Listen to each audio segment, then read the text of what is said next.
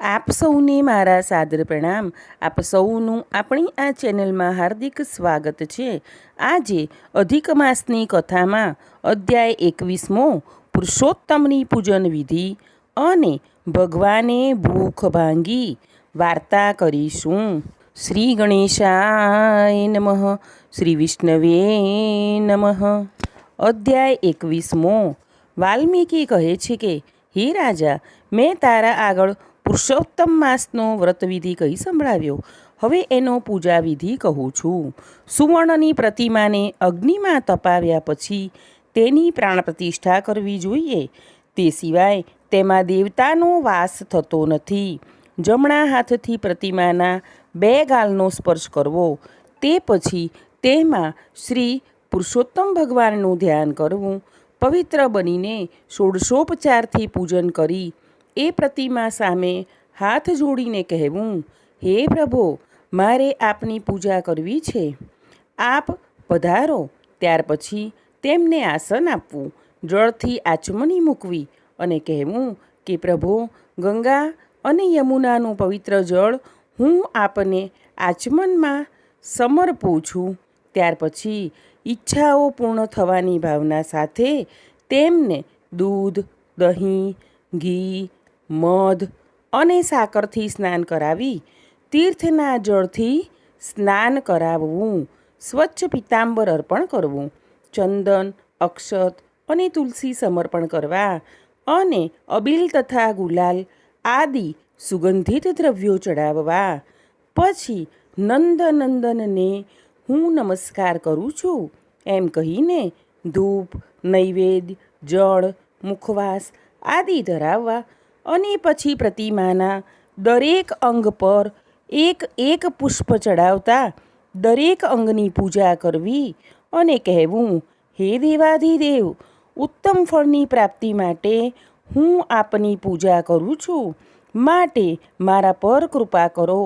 ત્યાર પછી યથાશક્તિ દક્ષિણા મૂકવી અને આરતી કરવી, પ્રદક્ષિણા કરવી, મંત્ર પુષ્પાંજલિ આપીને 2 હાથ જોડીને પ્રભુની પ્રાર્થના કરવી. મંત્રહીનમ ક્રિયાહીનમ ભક્તિહીનમ સુરેશ્વર યત પૂજિતમ મયા દેવ પરિપૂર્ણ તદસ્તુ મે. અર્થાત, હે પ્રભુ, આપની પૂજામાં કંઈ ખામી રહી ગઈ હોય તો મારા ભક્તિપૂર્વક પૂજનથી તેને પૂર્ણ માની સ્વીકારી લેજો. આખો પુરુષોત્તમ મહિનો પ્રભુની પ્રસન્નતા માટે અખંડ દીવો બળતો રાખવો અને પુરુષોત્તમ સ્વાહા એ નામ મંત્રથી દરરોજ તલનો હોમ કરવો. આ પ્રકારે પૂજા કરનાર સંસારમાં અનેક સુખો ભોગવીને અંતે વૈકુંઠમાં જાય છે. પુરુષોત્તમ મહાત્મ્યનો પુરુષોત્તમની પૂજન વિધિ નામનો 21મો અધ્યાય અહીં પૂર્ણ થાય છે. હવે પતિતપાવન પુરુષોત્તમ માસની વાર્તાનું રસપાન કરીએ. એક નાનકડા ગામમાં એક ડોશી રહે. ડોશીને એક રૂપાળો દીકરો, શરીરે સાજો નરવો, ભણવામાં હોશિયાર, પણ એક વાતનું ભારે દુઃખ. દીકરો થોડા સમયથી ખાય નહીં, પીવે નહીં, કોળિયો ધાન ગળે ન ઉતરે. દીકરાની આવી હાલત જોઈ ડોશી ચિંતામાં પડી ગઈ અને એ ચિંતામાં તે બિચારી પણ ભૂખી રહે, છતાં ધાને ભૂખ વેઠવી પડે.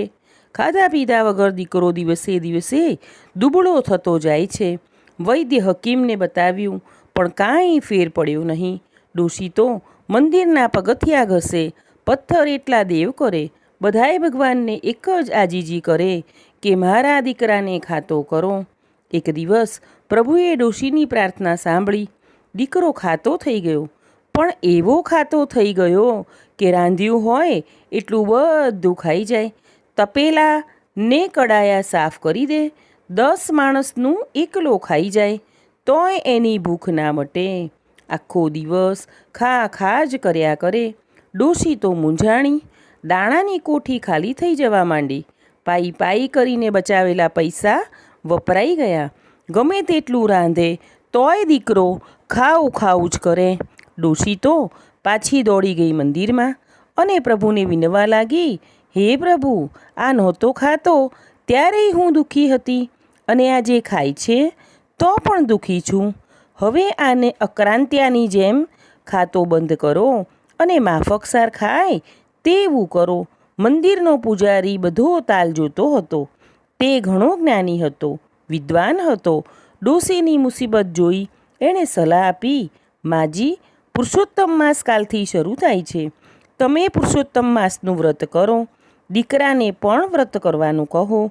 પ્રભુની દયાથી સૌ સારાવાના થશે. ડોશીએ પૂર્ણ શ્રદ્ધાથી પુરુષોત્તમ માસનું વ્રત કર્યું. દીકરાને પણ ઘણો સમજાવી પટાવી વ્રત કરાવ્યું. મા દીકરો રોજ વહેલી સવારે ઉઠે અને નદીએ નહાવા જાય, કથા વાર્તા સાંભળે, એકટાણું કરે અને યથાશક્તિ દાન કરે.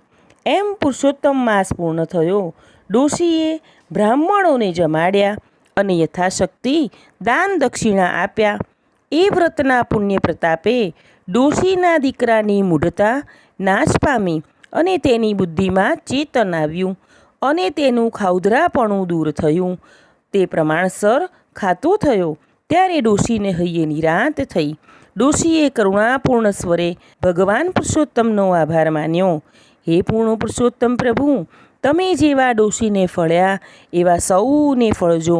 બોલો પુરુષોત્તમ ભગવાનની જય. આગળના વિડીયો જોવા માટે આપણી આ ચેનલને લાઈક, શેર અને સબસ્ક્રાઈબ કરજો. આપણે સૌ હંમેશા ખુશ અને નિરોગી રહીએ તેવી પ્રભુના ચરણોમાં પ્રાર્થના.